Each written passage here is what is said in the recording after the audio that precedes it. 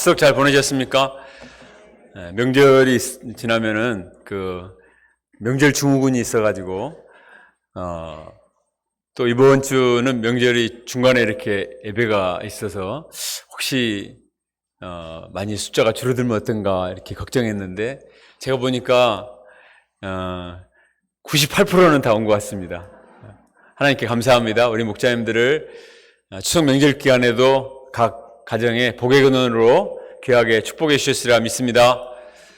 오늘 말씀의 제목은 좁은 문으로 들어가길 힘쓰라입니다. 우리 다 같이 힘쾌하게 한번 외쳐봅시다. 좁은 문으로 들어가길 힘쓰라. 시작. 좁은 문으로 들어가기를 힘쓰라. 좁은 문으로 들어가기 힘씁시다.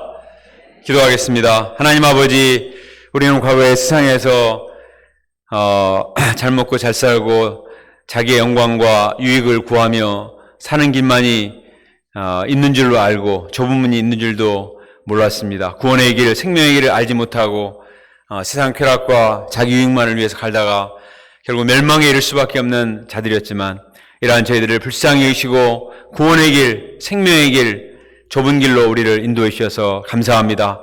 또 하나님의 말씀을 통해서 또 기도를 통해서 좁은 문으로 들어가는 삶이 얼마나 복되고 귀하고 아름답고 영광스러운 삶인가 깨닫고 우리가 믿음의 길을 끝까지 가게 하신 것을 감사합니다. 하나님 아버지, 우리가 이 시간 말씀을 통해서 다시 한번 우리 마음속에 우리가 가는 길에 대한 분명한 영적인 가치관을 마음에 새길 수 있도록 은혜를 덧입혀 주시기를 간절히 기도합니다. 성령께서 오셔서 우리의 무지를 깨우쳐 주시고 또 영적인 하나님의 세계로 인도하여 주시옵소서. 예수님의 이름으로 기도합니다. 아멘. 우리가 지금 공부하고 있는 누가복음 후반부 말씀은 예수님이 계속해서 재림과 또 종말에 대한 말씀이 연속적으로 펼쳐지고 있습니다. 우리가 아는 대로 지난주에 엘리자베스 영국 여왕이 소천을 했죠. 96세였습니다. 무려 70년 동안 왕의 자리에 있었다고 합니다. 세계 최장수 군주로 기록을 세웠죠. 세상에 어떤 사람은 무슨 복이 이렇게 많아서 96세를 살고 70년을 왕으로 우리는 만져보지도 못한 왕관을 맨날 썼다 벗었다 하면서 그렇게 버킹엄 궁에서 살까 이런 생각이 듭니다. 그러나 그 사람이 90년을 살고 70년을 왕의 자리에 앉았다 한들 또 50년, 60년을 샀다 한들 인생을 다 살고 보면은 다 똑같습니다. 어떤 의미에서 인생은 공평하다고 말할 수가 있습니다. 왜냐하면 인생은 이 땅의 삶이 전부가 아니고 그 후에 그 사람이 정말 구원을 받는가 그렇지 않는가 하는 것이 더 중요하기 때문인 것입니다. 우리가 구원의 문에 들어가는가 그렇지 않는가 이것이 우리 인생의 가장 최고의 가치가 되는 것입니다. 오늘 말씀에서 예수님은 우리 인생들에게 정말 중요한 구원의 문이 있다. 영생의 문이 있다. 하나님 나라 생명의 문이 있다. 그리고 그 문은 좁은 문이다. 이렇게 말씀을 하십니다. 이 좁은 문의 가치와 또 이 좁은 문으로 가는 자의 분명한 가치관을 우리에게 말씀해 주고 계십니다. 이 예수님의 가르치심은 오늘날 세상 사람들의 가치관과 너무 다르기 때문에 때로 우리에게 거부감이 느껴지고 잘 받아들이지 않기 쉽습니다. 그러나 말씀을 묵상해 보면 정말 우리를 위해서 이 좁은 문이 있다는 것 그리고 이 좁은 문으로 우리를 인도하시고 계신다는 것이 얼마나 축복된 것이고 다행스러운 일인가 하는 사실을 깨닫게 됩니다.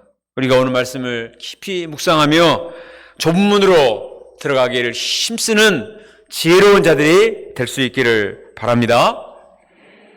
22절에 보면 예수님께서 각 성과 각 마을로 두루 다니시며 말씀을 가르치고 계셨습니다. 그때 한 사람이 나와서 이렇게 질문을 합니다. 주여, 구원을 받는 자가 적으니까? 구원을 받는 사람이 적은가요? 왜 이 사람이 이렇게 말할까요? 예수님이 그동안 계속 회개에 대해서 강조를 많이 하셨습니다. 지난주 말씀에서도 너희가 회개치 않으면 망하리라. 이스라엘 백성들은 아브라함의 후손으로서 택함받은 백성이고 당연히 구원을 받는다고 생각을 했는데 회개하지 않으면 너희도 망하리라.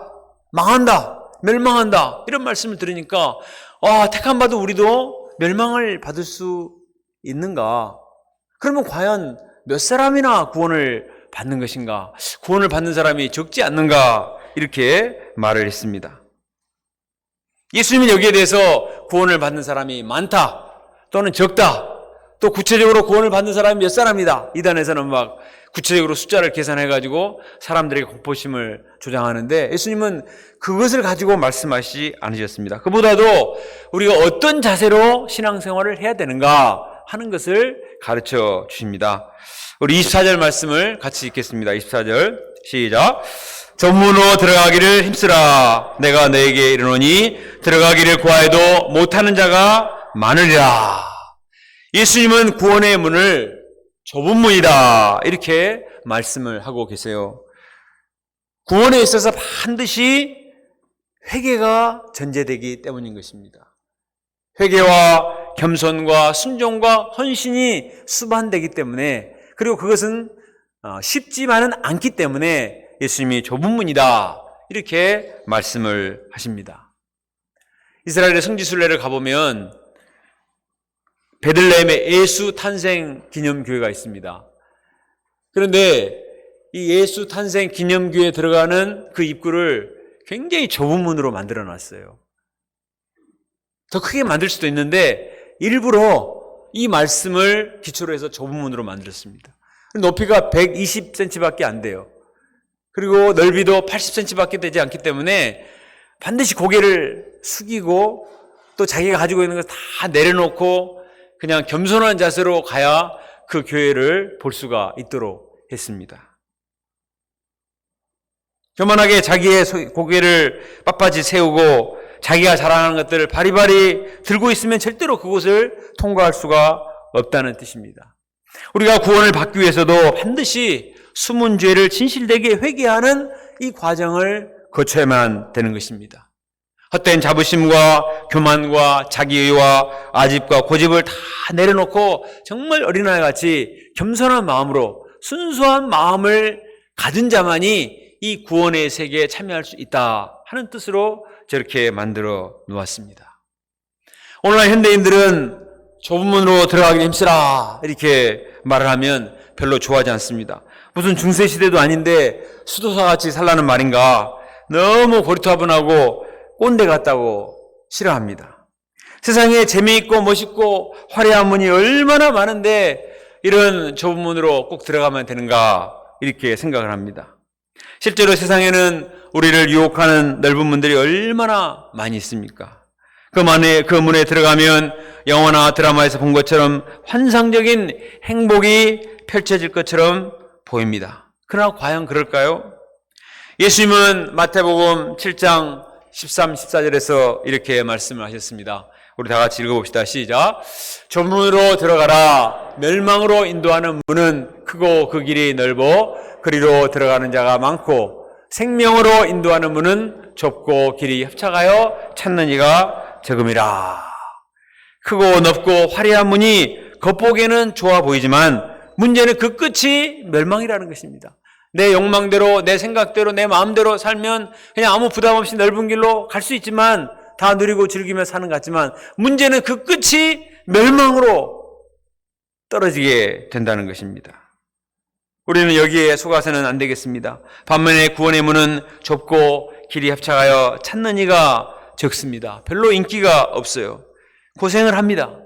그러나 문제는 그 끝에는 생명이 기다리고 있습니다. 생명이 있습니다. 이 사실을 알 때 우리는 넓은 문으로 가는 그 멸망의 길을 과감하게 뿌리치고 담대하게 좁은 문을 향해서 걸어갈 수가 있습니다. 좁은 문으로 들어가기를 힘쓰라.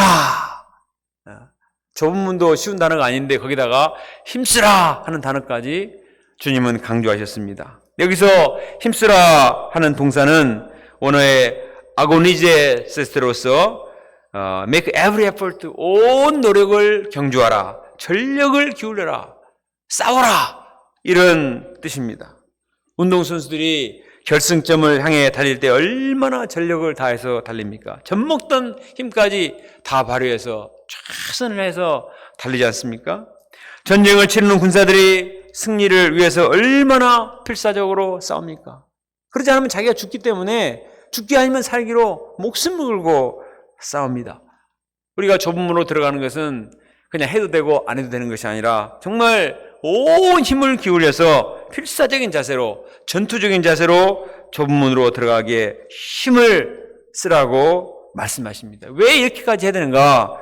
24절 하반절에 보니까 예수님이 말씀하시기를 내가 너에게 이르노니 들어가기를 구하여도 못하는 자가 많으니라.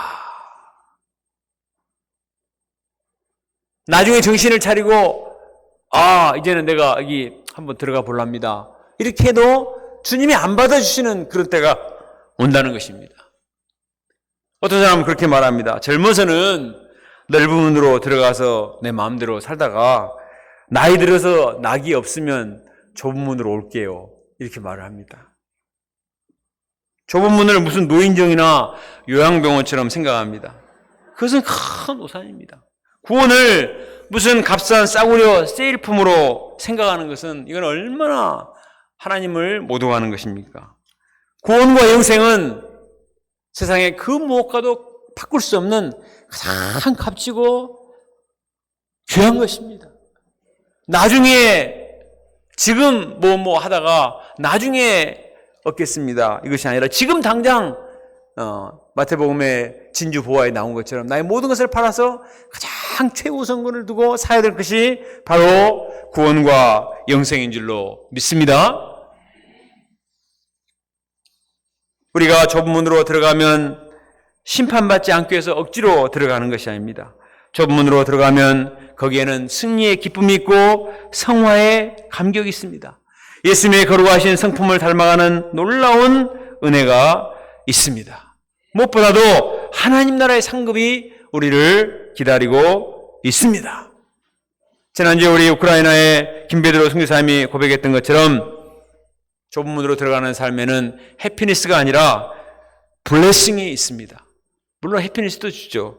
그러나 그보다 더 수준 높은 블레싱을 주십니다. 소확행의 작은 잔재미 정도가 아니라 차원 높은 하나님 나라의 큰 축복이 기다리고 있습니다. 구원의 문에 들어가면 그것을 끝이 아니고 그 뒤에 계속 더 높고 더 높은 수준, 더 깊고 더 깊은 수준, 너무나 놀라운 신비한 세계가 펼쳐집니다. 빨리 들어가서 그 세계를 맛보고 체험하고 점점 성장해서 더 아름답고 복된 열매를 맺어야지 되지 않겠습니까? 네. 사도 바울은 이 비밀을 체험을 했습니다. 그리스도를 아는 지식이 가장 고상하다는 사실을 알았습니다. 그래서 누구보다 이 좁은 문으로 들어가고자 힘을 썼습니다. 누가 시켜서 억지로 하는 것이 아니라 자발적인 소원을 가지고 필사적으로 좁은 문을 향해서 달려갔습니다. 그는 빌립보서 3장 13, 14절에서 이렇게 외쳤습니다. 형제들아, 나는 내가 아직 자문절로 여기지 아니하고 오직 한 일, 즉 뒤에 있는 것은 잊어버리고 앞에 있는 것을 잡으려고 표대를 향하여 그리스도 예수 안에서 하나님이 위해서 부르신 부름의 상을 위하여 달려가노라. 열심히 달려갔습니다. 그는 좁은 문을 통과하여 주님이 주시는 신령한 상급을 받을 걸 생각할 때 가슴이 설레고 기대와 또 열정과 소망을 가지고 열심히 예수님을 배우고 그리스도를 알고 그의 고난에 참여하고 부활의 영광을 이루기 위해서 끊임없이 달리고 또 달렸습니다.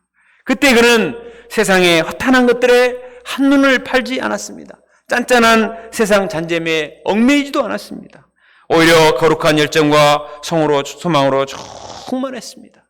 그런 바울의 인생은 세상의 그 어떤 인생과도 바꿀 수 없는 가장 영광스럽고 복된 인생이었습니다. 어떤 나라의 왕의 인생이 그런 아름다운 인생일 수 있을까요? 좁은 문으로 들어가는 것은 구원을 받기 위해서 어쩔 수 없이 그냥 억지로 가는 부담이 아니에요. 좁은 문으로 들어가는 삶 자체가 축복입니다. 아멘 안 하시네. 다시 하겠습니다. 좁은 문으로 들어가는 삶은 멸망받지 않기 위해서 억지로, 여러분 오늘 심판 안 받으려고 억지로 예배 왔습니까? 그거 아니잖아요.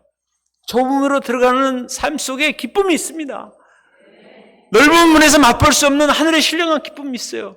감격이 있고 은혜가 있고 축복이 있습니다. 무엇보다도 죄의 소욕을 물리칠 수 있는 놀라운 힘이 있는 것입니다. 우리가 세상에 수많은 사람들이 자기 편할 대로 그냥 가는 넓은 문을 가지 않고 좁은 문을 향해서 들어갈 수 있다는 것 자체가 우리에게 주신 큰 축복이요 특권인 줄 믿습니다. 이 축복의 특권인 거예요. 지난주 수요일 아파트몸에서 소감 발표한 우리 전옥갑 사모님은 어렵게 공부해서 공무원 시험에 좁은 문을 통과를 했습니다. 그런데 막상 직장 생활하면서 세상 사람들과 만나 대화를 해보니 대화가 주제가 주로 주식과 부동산 등 이런 세상 물질에 관한 것이었습니다. 이런 이야기를 계속 듣다 보니까 자기도 가치관이 흔들렸습니다. 교회에서 주로 목자님들과 영적인 교제를 하고 양들 돕고 이렇게 하다가 밖에 나가보니까 와, 사람들은 전혀 다른 생각을 하고 있구나, 이런 흔들렸습니다. 그러나 지난주 주일 메시지 회개치 않으면 망하리라, 이 말씀과 무서운 말씀과 또 무엇보다도 우크라이나 우리 김베드로 선교사님의 선교 보고를 들으면서 마음에 큰 감동을 받게 되었습니다. 회개하고 좁은 문으로 들어가는 삶이 정말 복된 삶이다. 세상 사람들이 알지 못하는 정말 신령한 복이 있고 은혜가 있다는 사실을 세상에 나가보니까 오히려 이 길이 얼마나 복된 것인가를 알게 되었다고 했습니다. 그래서 절대적으로 365일 일용화식을 써서 먹고 한 양을 1대1로 섬기는 좁은 문의 삶을 살고자 결단을 했습니다. 또 우리 남편 되는 전승기 목자님도 요즘 절대적으로 새벽 5시 반에 양식을 써서 단톡방에 올립니다. 추석 명절 기간에도 다른 사람들 잘 안 올리는데 이분은 절대적으로 올리더라고요. 두 분이 스피릿이 살아있어서 감사합니다. 두 분이 앞으로 한전공대를 개척하는 아주 개척자의 큰 감격과 기쁨을 맛볼 수 있기를 기도합니다. 이것도 아무나 한 것이 아닙니다. 이게 얼마나 큰 축복입니까? 우리가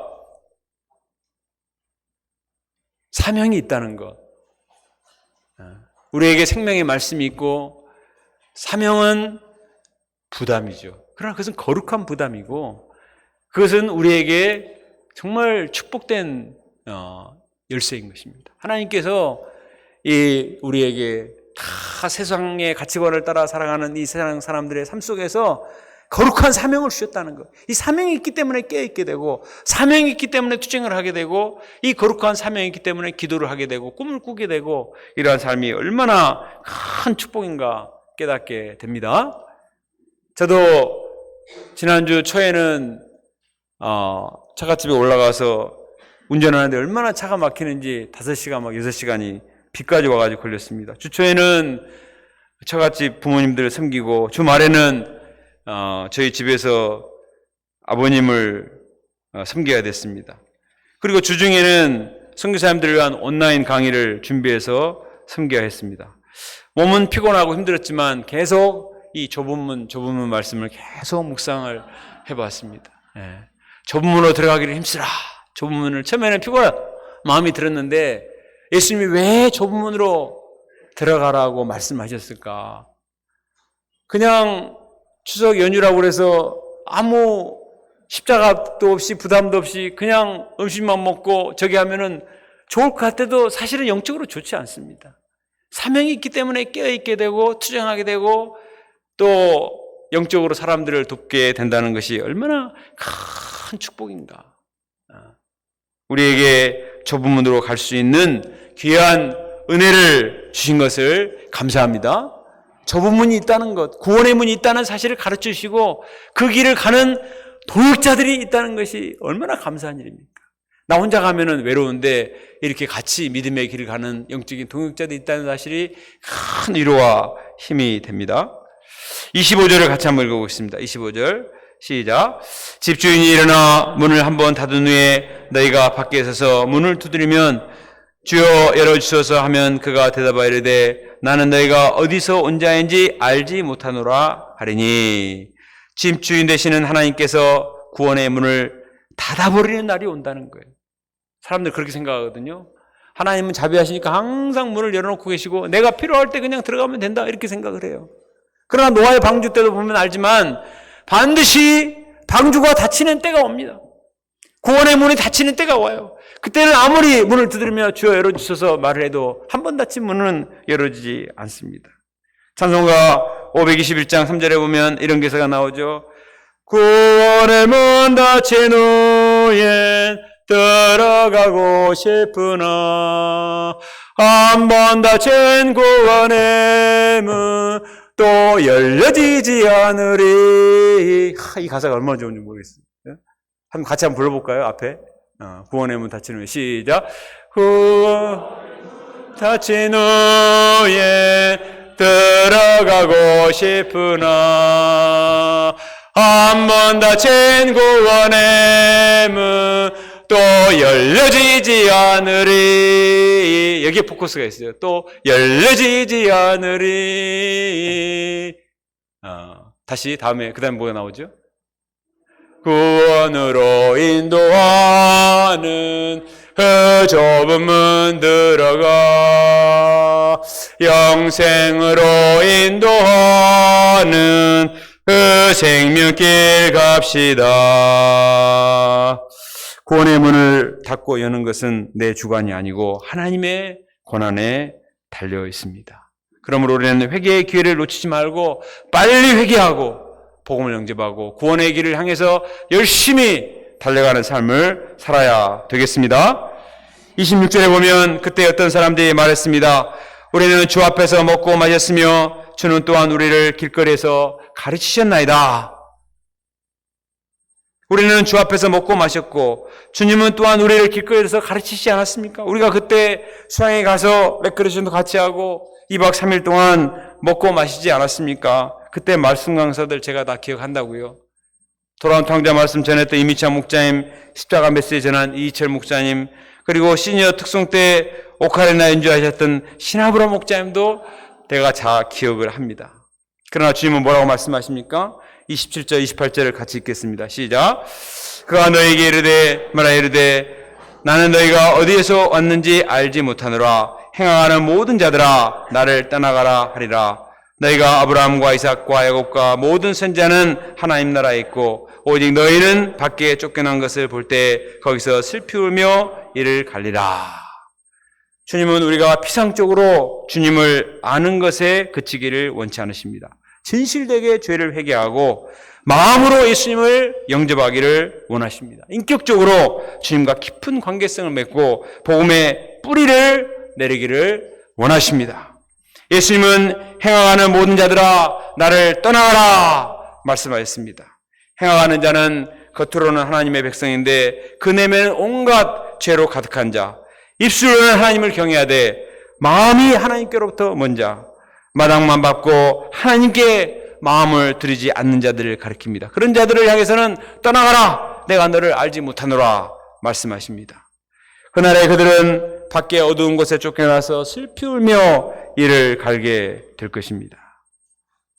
반면에 어떤 자들이 하나님 나라 잔치에 참여하나요? 29절 30절 같이 읽습니다. 시작. 사람들이 동서남북으로부터 와서 하나님의 나라 잔치에 참여하려니 보라 나중된 자로서 먼저 된 자도 있고 먼저 된 자로서 나중된 자도 있느니라 하시더라. 유대인들이 그동안 무시했던 이방인들이 동서남북으로부터 와서 하나님 나라의 잔치에 참여하게 된다는 것입니다. 저희도 정말 전도를 해보면 신기하게 우리 후배들, 우리나라 사람들은 잘 받아들이지 않고 동서남북에서 온 양들이 더 잘 받아들여요. 인도나 이란이나 중국이나 인도네시아 양들이 더 겸손하게 받아들이는 것을 봅니다. 얼마 전에 선교사님들과 대화를 했는데 미국의 교회들이 모슬림 사람들에게 팔려간다는 것입니다. 젊은 사람들이 교회 오지 않으니까 신학교도 팔리고 교회도 팔려서 모슬림 사람들이 팔려가지고 모슬림 성전이 된다는 거예요. 토요일 날도 전도를 해보니까 모슬림들이 많이 있어요. 당신네들 어디서 예배를 봅니까? 이 학생회관에서 예배를 본다는 것입니다. 학교에서 이 학생회관에 모슬림들을 위한 기도처를 잘 만들어줬어요. 그렇게 해야 외국 학생들이 오는 그런 시대가 되어버렸습니다. 구원의 세계도 이방인들이 겸손하게 주님 앞에 나오는 그런 시대가 된 것입니다. 사마리아 여인이 구원의 잔치에 참여해야 될 줄 누가 알았습니까? 수로보르게 여인이나 로마 백부장도 전혀 기대할 수 없었는데 그들이 오히려 겸손과 믿음을 가지고 주님 앞에 나왔습니다. 마지막 날에는 구원의 날이 되면은 나중된 자가 먼저 되고 먼저 되었던 자가 나중되는 그런 데가 온다는 것입니다. 이것을 생각할 때 우리가 항상 깨어서 회개하고 두렵고 떨림으로 주님을 믿고 순종하는 삶을 살아야 되겠습니다. 사도 바울은 고린도후서 9장 27절에서 이렇게 말했습니다. 내가 내 몸을 쳐 복종하게 하면 내가 남에게 전파한 후에 자신이 도리어 버림을 당할까 두려워함이라. 사도 바울처럼 열심히 복음 역사를 섬긴 사람이 누굽니까? 얼마나 많은 사람들을 주께로 돌이키고 많은 교회를 개척을 했습니다. 그런데 바울은 스스로 말하기를 내가 다른 사람들에게 복음을 전파하고 내가 자고해져서 죄를 범했다가 내가 하나님께로부터 버림받으면 얼마나 비참한가. 세상에 그보다 더 비참한 게 어디 있습니까? 열심히 복음을 전해서 다른 사람은 구원의 세계로 인도하고 자기는 교만해지고 사단의 시험에 들어서 죄에 빠지고 비참하게 버려진 바 되면 그것보다 비참한 게 없잖아요. 근데 많은 사람들이 그거를 몰라요. 사도 바울은 그걸 알았습니다. 자기가 아무리 대하나님의 종이어도 사단은 여전히 자기를 유혹하고 자기를 넘어뜨리고자 하고 시험에 들길 수 있다는 사실을 알았기 때문에 항상 자기를 처복종시키는 삶을 살았다는 것입니다. 정말 영적인 비밀을 아는 사람은 절대로 자고하지 않고 절대 방심하지 않습니다. 항상 깨어서 하나님의 전신갑주를 입고 믿음의 선한 싸움을 싸우는 것입니다. 빌립보서 2장 12절에 항상 복종하여 두렵고 떨림으로 우리 구원을 이루라. 마지막 하나님 나라에 들어가는 피니시 라인을 통과하는 그 순간까지 우리가 좁은 문의 철학을 가지고 그런 자세를 가지고 살아야 주님의 영광에 참여할 수가 있는 것입니다. 이번 일용환양시책 90페이지 보면 부활절 신춘문예 공모전에 당선되신 분들 시를 많이 실어놓으셨잖아요. 그 중에 은상을 수상한 우리 천안센터의 오요한 목자님 시가 있습니다. 제가 한번 읽어볼게요. 제목이 뭐냐면 점점 젊어지는 늙은이. 이분이 나이가 지금 60이 넘으셨거든요. 근데 제목은 젊어지는 늙은이입니다. 나는 젊은 늙은이였네. 그때 예수님을 만나기 전 나이는 젊었지만 병든 병아리 같았고 두리번거리는 숙회 같았고 아집으로 똘똘 뭉친 남을 아프게 하는 가시돋친 고슴도치 같았네. 그러나 부활의 예수님을 만난 지금 나는 늙은 젊은이가 되었네. 비록 60이 넘었지만 나는 하나님 나라를 꿈꾸고 세계의 복음을 전하고자 하는 뜨거운 불을 가진 젊은이가 되었네. 예수님이 다시 오시는 그날 누구를 살릴까? 숨지는 그 순간까지 젊은이처럼 살다가 잠든 그들이 아닐까? 하나님 나라 꿈꾸다 간 그들. 여기도 오셔서 한번 자기 인생 간증을 몇 년 전에 하셨어요. 예수님을 알지 못했을 때 얼마나 비참한 삶을 살았는가 고백을 하셨습니다. 그러나 예수님을 만난 후 그의 인생은 완전히 달라졌습니다. 세계 선교를 꿈꾸며 예수님을 배우는 그의 삶은 60이 넘었지만 열정과 패기와 진심으로 충만합니다. 오야 목자님은 매일 일어나신 말씀을 거의 주일예배 메시지 수준으로 씁니다.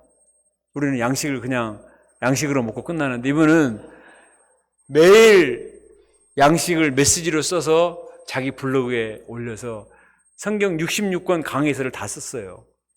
이게 참 쉽지 않는 일인데 누가 시킨 것도 아닌데 자기가 늦게 출발했기 때문에 이 하나님의 고귀한 말씀을 내가 먹고 참 증거하는 삶을 살고자 열심히 이렇게 하십니다.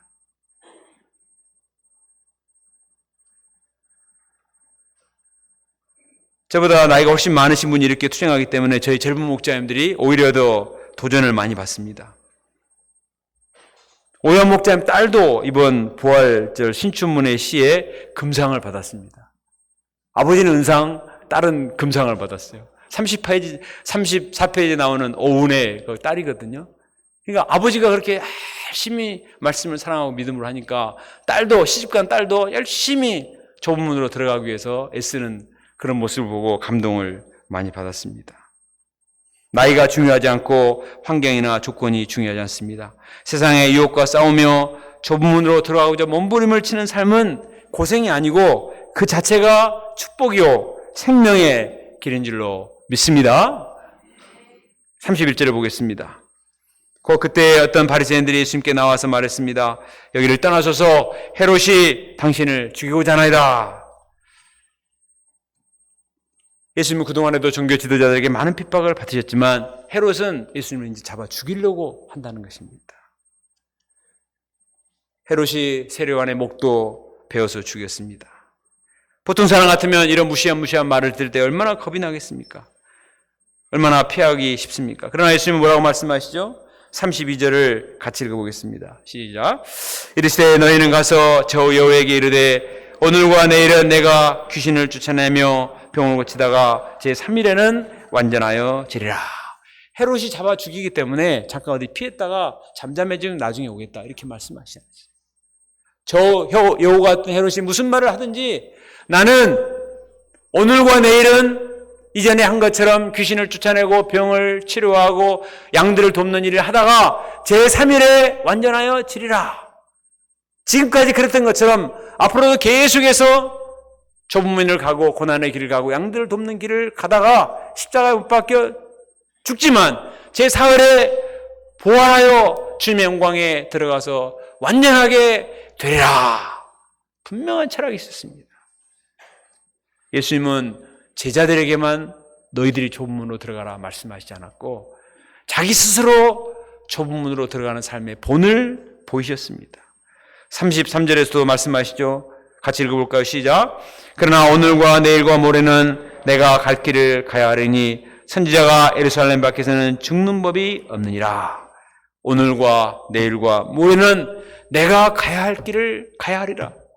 이 길은 하나님이 내게 주신 사명의 길이요 십자가의 길이요 양들을 구원하고 살리는 길이기 때문에 절대로 피하지 않겠다는 것입니다. 양보하지 않겠다는 거예요. 오늘과 내일과 모레는 내가 이 길을 가리라. 20대도 30대도 40대도 60대도 70대도 마지막 숨을 멈추는 그 순간까지 나는 주님의 말씀을 따라 사명을 감당하고 말씀을 사랑하고 새벽 기도하고 일용식 먹고 양들을 돕고 주님을 위한 사명의 길을 가리라. 이런 자세를 예수님이 보여주신 거예요. 사도 바울도 사도행전 20장 24절에서 이렇게 말했습니다. 내가 달려갈 길과 주 예수께 받은 사명 곧 하나님의 은혜의 복음을 증언하는 일을 마치려 하면은 나의 생명조차 조금도 귀한 것으로 여기지 아니하노라. 우리 주 예수님이나 사도 바울이나 이 사명에 살고 사명에 죽는 분명한 철학이 있었어요. 오늘날 사람들은 주변 사람들 눈치 보고 사람들 분위기를 따라가느라 철학이 별로 없어요. 사람들이 이렇게 하면 이리 따라가고 저 사람 따라가다가 그냥 어쩌다 보니까 인생이 마지막이 왔네 이렇게 말하는 어리석은 사람들이 얼마나 많이 있습니다. 그러나 인생은 어차피 한 번 사는 것입니다. 한 번밖에 없는 인생 사람들을 눈치 보지 않고 타협하지 않고 주님이 가신 십자가의 길 좁은 문을 길을 소신을 가지고 따라가서 정말 주님의 영광에 참여하는 이러한 삶을 살 수 있기를 간절히 기도합니다. 34절 같이 읽겠습니다. 시작. 예루살렘아 예루살렘아 선지자들을 죽이고 내게 파송된 자들을 돌로 치는 자여 암탉이 제 새끼를 날개 아래 모음과 같이 내가 너희 자녀를 모으려 한 일이 몇 번이냐. 그러나 너희가 원하지 아니하였도다. 예수님이 이렇게 열심히 양들을 감당하시지만 양들은 예수님의 마음을 몰라주고 배척하고 자꾸 떠나고 배반했습니다. 그러나 예수님은 그런 양들을 암탉의 심정으로 암탉이 제 새끼를 날개 아래 모음과 같이 끝까지 품고자 애를 쓰셨습니다. 여러분 암탉이 제 새끼를 날개 아래 품는 모습을 보신 적이 있습니까? 시골에서 자라신 분들은 알 거예요. 암탉이 아침에 가보면 쪽제비에 죽어있는 그런 때가 있습니다. 쪽제비가 밤새도록 병아리들을 공격해서 병아리들을 막 낚아채 가기 때문에 그 어미 닭이 그 새끼들을 보호하기 위해서 밤새도록 필사적으로 싸우다가 그냥 죽어 있는 거예요. 근데 그 암탉의 품속에는 새끼 병아리들이 살아있는 거죠. 예수님은 그런 심정으로 양들을 감당하고 오셨습니다. 오늘 말씀에 오면은 두 동물이 등장합니다. 하나는 여우요, 하나는 암탉입니다. 여우 같은 헤롯, 암탉 같으신 예수님. 헤롯은 여우처럼 강교했습니다. 자기의 유익을 위해서라면 강교한 여우처럼 무슨 수를 써서라도 남을 제거하고 자기의 목적을 성취하는 여우 같은 인간이었습니다. 반면에 예수님은 암탉의 심정으로 문제 많은 죄인들을 끝까지 품고 자기의 목숨을 바쳐서 양들을 지키셨습니다. 여우 같은 헤롯은 많은 세상 영광을 얻었지만 수많은 의인들을 죽였습니다. 반면에 암탉 같은 예수님은 십자가에 죽으셨지만 사단 마귀를 싸우시고 우리 죄인들을 구원해 주셨습니다. 암탉 같은 삶을 사신 예수님의 삶이 바로 좁은 문으로 들어가는 삶입니다. 그 결과는 어떻습니까? 헤롯은 이 땅에 사는 날 동안에 호의호식하고 즐기며 살았을지 모르지만 그러나 그는 지옥에 떨어져 무서운 심판을 받고 역사 속에서 악인의 대명사로 남아 있습니다. 그러나 예수님은 하나님이 부활하게 하시고 하나님 보좌 우편에 앉으시고 우리의 그리스도요 만왕의 왕이 되셨습니다. 넓은 길로 가다가 여우 같은 삶을 사는 헤롯같이 될 것인가? 힘들고 좀 어렵지만 암탉같이 하나님의 뜻을 순종하며 양들을 지키는 그런 예수님 같은 삶을 살 것인가? 오늘 말씀이 대조를 보여주고 있습니다. 결론적으로 예수님은 오늘 말씀을 통해서 우리가 넓은 길, 쉬운 길, 편한 길, 안락한 길을 가기보다는 좀 고생하고 어려움이 있을지라도 진리의 길, 생명의 길, 구원의 길, 영생의 길을 가기를 원하십니다. 말로만 하신 것이 아니라 예수님이 직접 본을 보이셨습니다. 거기에 생명이 있고 기쁨이 있고 차원 높은 은혜와 축복이 있는 줄로 믿습니다. 오늘날 우리 세상은 정말 이 좁은 문에 대한 인기가 없어요. 이 넓은 길에 대한 이런 가치관과 이것만이 판치는 세상 속에서 우리가 분명한 가치관을 가지고 끝까지 좁은 길로 들어가는 거룩한 몸부림을 할 수 있기를 간절히 기도합니다. 이를 통해서 하나님이 주시는 놀라운 영적인 비밀을 깨닫고 하늘나라의 큰 상급을 받는 믿음의 백성이 될 수 있기를 주님의 이름으로 축원합니다. 기도드리겠습니다. 하나님